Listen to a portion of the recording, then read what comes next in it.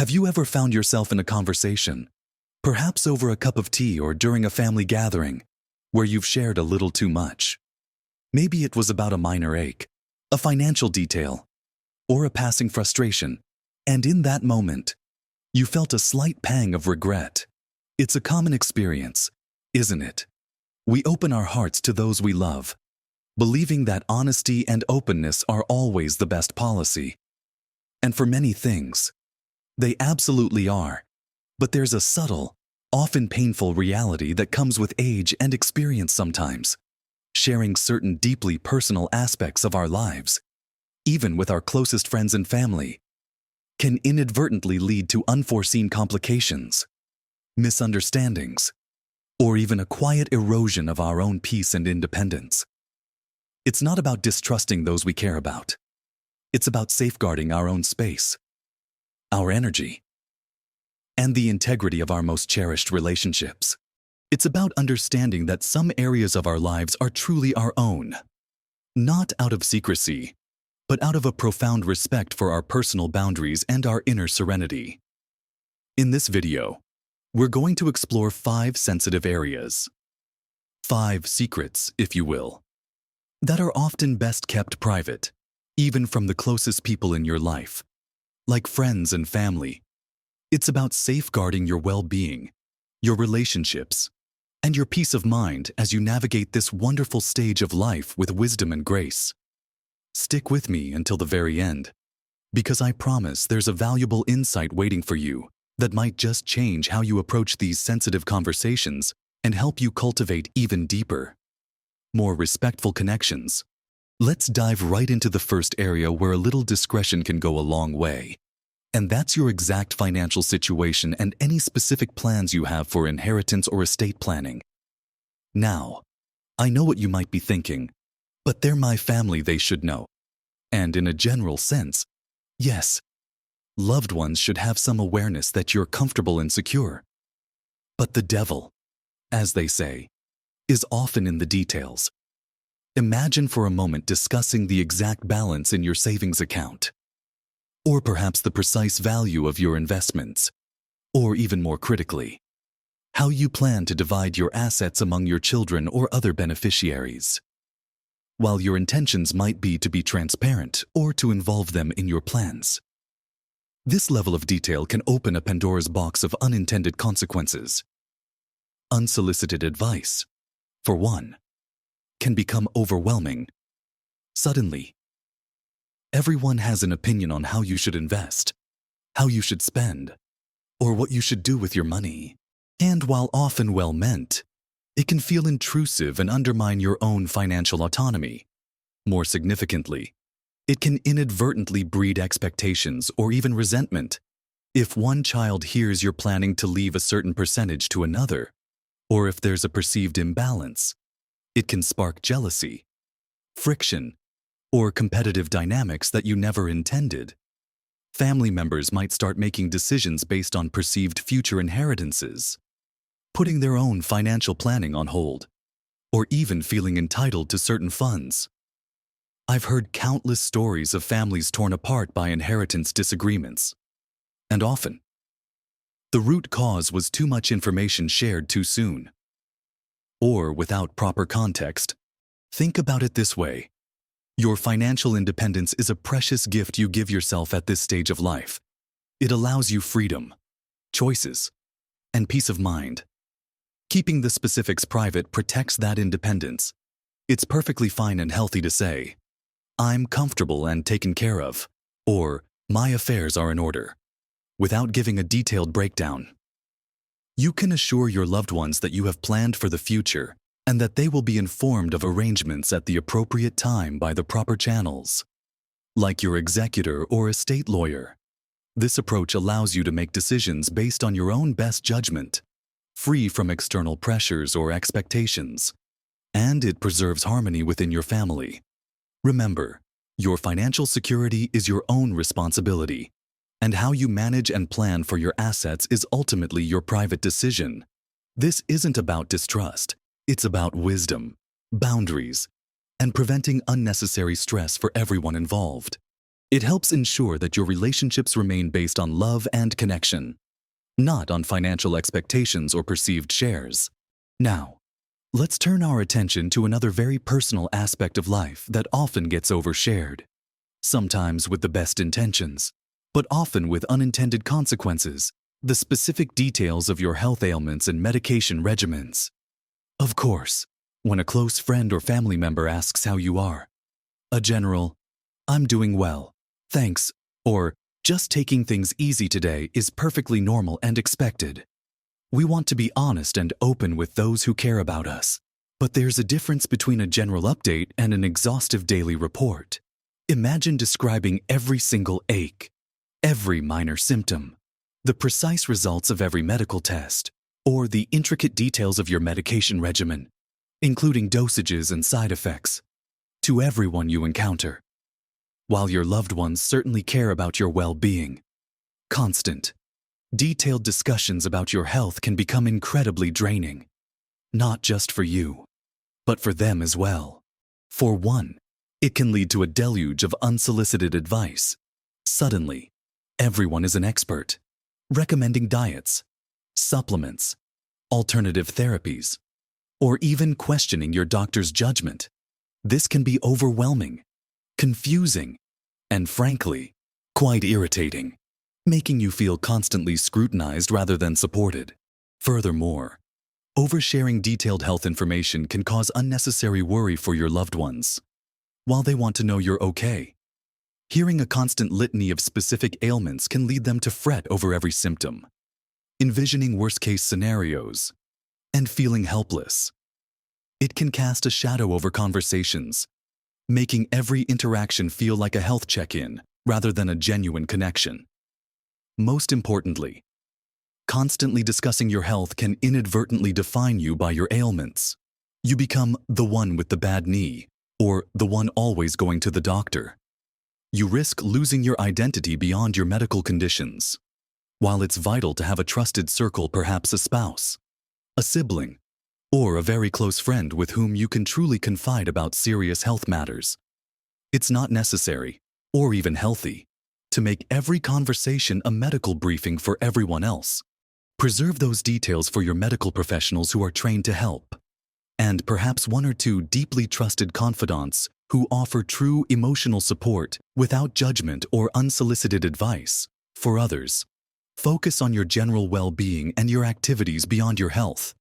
You can say, "I'm managing well," or "My doctors are looking after things," or "I'm focusing on staying active and positive." This approach allows you to maintain a sense of privacy and control over your personal narrative. It ensures that your relationships are built on shared interests, joyful moments, and mutual respect, rather than being overshadowed by illness. It's about living your life to the fullest, focusing on your well-being, and embracing who you are beyond any physical challenges you might face.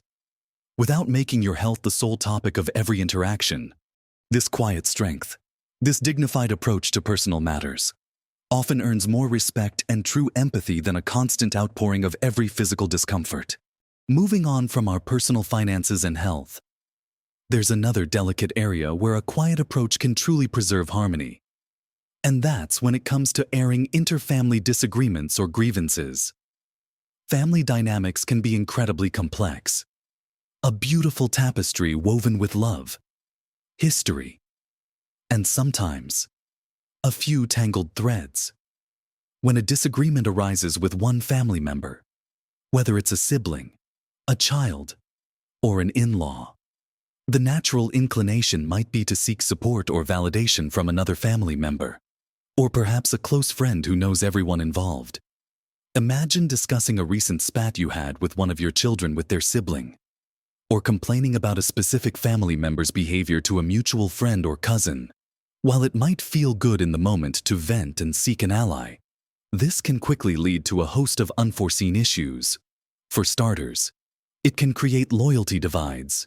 The person you're confiding in, whether another family member or a friend, might feel caught in the middle, pressured to take sides, or burdened by information they don't know how to handle.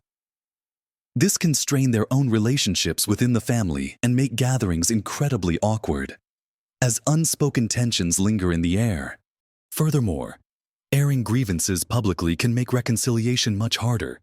If you've painted one family member in a negative light to another, those negative perceptions can linger long after you and the original person have resolved your differences. It builds walls between people and fragments the family unit. Think about it if you complain about your daughter-in-law to your son, or about your brother to your sister. You're essentially inviting others into a private conflict that truly belongs only to the people directly involved. Family issues are often best addressed directly and privately with the person concerned. If a direct conversation isn't possible or productive, or if you truly need an outlet, it's far wiser to confide in a truly neutral, external party.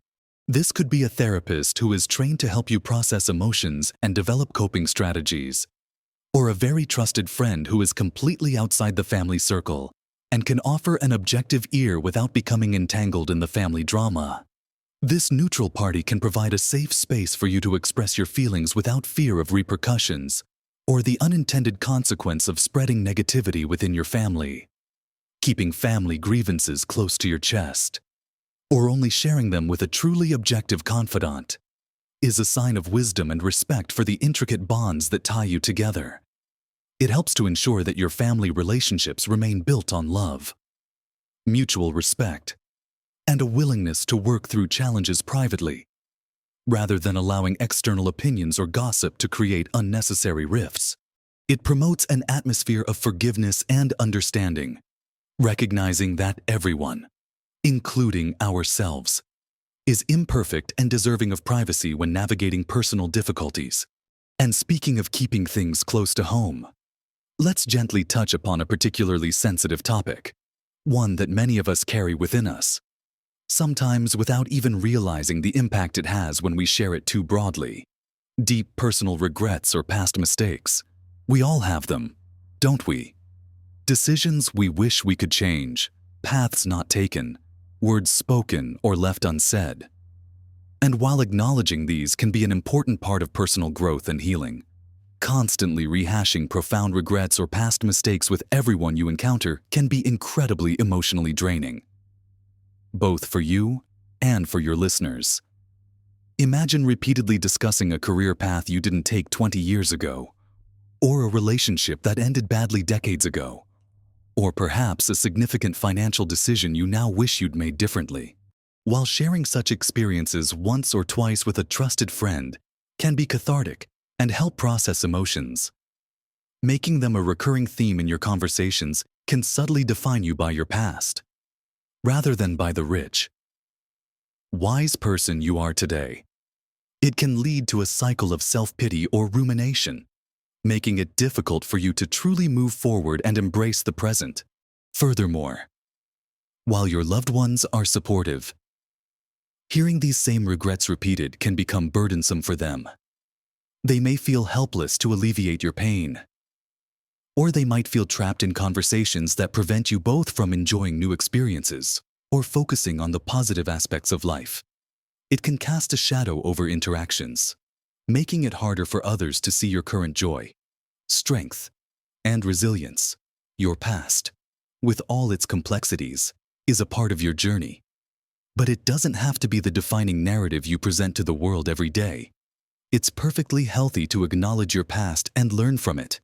If you find yourself truly struggling with a deep regret, processing it internally, perhaps through journaling, or discussing it with a therapist or a single, extremely empathetic and objective confidant, can be incredibly beneficial. This allows you to explore the emotions and lessons learned in a focused way, without burdening others or becoming trapped in a narrative of what might have been. The wisdom that comes with age often means understanding that while we can't change the past, we can absolutely choose how it impacts our present and future. By choosing to live in the now, by focusing on gratitude, on new experiences, and on the peace that comes with acceptance, you send a powerful message about resilience and contentment. It's about recognizing that your identity is dynamic, evolving, and far more than a collection of past what-ifs. You gain strength and peace by internalizing lessons and projecting a future-oriented, hopeful spirit, rather than dwelling on the shadows of yesterday. Now, as we approach our final point, this one is about protecting the relationships that matter most, especially with those younger generations, and ensuring our interactions remain positive and supportive. This fifth secret is about holding back your private, unsolicited critical opinions on other people's life choices, especially those of your adult children, close friends, or even their parenting styles and romantic relationships. It's natural to have opinions, to have seen more of life, and to feel a strong desire to guide or protect those you care about. But there's a fine line between offering loving support and providing unsolicited criticism that can subtly, or sometimes not so subtly, erode trust and create distance. Imagine telling your adult child how they should be raising their children, commenting critically on a friend's lifestyle choices, or even voicing disapproval of their romantic partner, without being explicitly asked for your opinion. Even if your intentions are rooted in genuine care and concern, what often comes across is judgment. Every individual, especially as an adult, is on their own unique journey, learning their own lessons, making their own choices, and charting their own course. When we offer uninvited criticism, we can make others feel judged, inadequate, or as though their choices are not respected. This can lead to them pulling away, becoming defensive, or avoiding sharing aspects of their lives with you in the future. It creates walls rather than building bridges, instead of a warm, open connection. Your interactions might become tense, guarded, or steeped in a feeling that they need to justify themselves to you. Think of the phrase, parenting is a tough job, and it's even tougher when you have a backseat driver. This applies not just to parenting, but to all adult life choices. If your adult child or friend seeks your advice, that's a beautiful opening. You can offer your wisdom gently, perhaps by saying, "Have you considered this perspective?" Or, "In my experience, I found that," but the key is to wait until your advice is sought, and even then, frame it as a suggestion or a shared experience, not a directive or a judgment. Your role, as a wise senior, can be one of quiet support, a reliable presence, and an example of resilience and grace. You become a safe harbor where people feel loved and accepted for who they are, rather than a judge from whom they must seek approval. Respecting others' autonomy, even when their choices differ from what you might have done, is a profound act of love. It builds trust, fosters deeper connection, and ensures that your relationships are based on mutual respect and affection, rather than on your approval or disapproval. It allows them to grow, learn, and sometimes even stumble, knowing that your love is unconditional and your support is unwavering, even if you don't always agree with their specific paths. So, we've talked about keeping a quiet counsel regarding our precise financial standing, understanding that our health journey doesn't need to be an open book to everyone, the wisdom of not spreading family disagreements, the importance of processing past regrets thoughtfully, rather than airing them repeatedly, and finally, holding back on unsolicited critical opinions about others' life choices. Each of these points isn't about being secretive in a negative way, but rather about being mindful guardians of our own peace and the harmony of our relationships. It's about understanding that while openness is a virtue, discernment is a wisdom. It's about recognizing that some aspects of our lives, when kept private, protect our energy, our autonomy, and the very health of our bonds. Remember, dear friends, true connection doesn't require laying bare every single detail of your life. In fact, sometimes, holding certain things close protects your energy, your personal space, and the dignity of your most intimate experiences. This wisdom comes with age, and it's a beautiful gift to give yourself. By thoughtfully choosing what you share, and with whom, you cultivate deeper respect for yourself and a more serene existence. You empower yourself to live with greater intention and less external pressure. It allows your relationships to flourish on a foundation of genuine affection and shared joy, rather than being clouded by potential misunderstandings or burdens. This is not about building walls, but about defining healthy boundaries that allow love and respect to truly thrive. It's about choosing peace over potential conflict and calm over constant negotiation. I'm so curious to hear your thoughts on this. Have you ever found yourself in a situation where you shared too much and perhaps regretted it later? Or perhaps you've learned the power of holding certain things close, and it has brought you a deeper sense of peace. Please, share your experiences and insights in the comments below. Your wisdom and stories help all of us learn and grow together. We are a community here, and every shared experience enriches us all. If this conversation resonated with you, if it offered even a flicker of peace or a new perspective, please do give this video a thumbs up. It truly helps our channel grow and allows us to reach more wonderful people like you, sharing messages of wisdom, well-being, and living your best life. And if you haven't already, consider subscribing so you don't miss out on future discussions designed to help you live your most fulfilling life at every age, with confidence and joy. Thank you for spending this time with me, for your openness to these ideas, and for being such a valued part of our community. May your days be filled with inner peace, meaningful connections, and the quiet confidence that comes from living life on your own terms, with wisdom and grace. Until next time, take good care, and remember, you are in control of your narrative. Live your best life, always, with every secret you choose to keep and every joy you choose to share.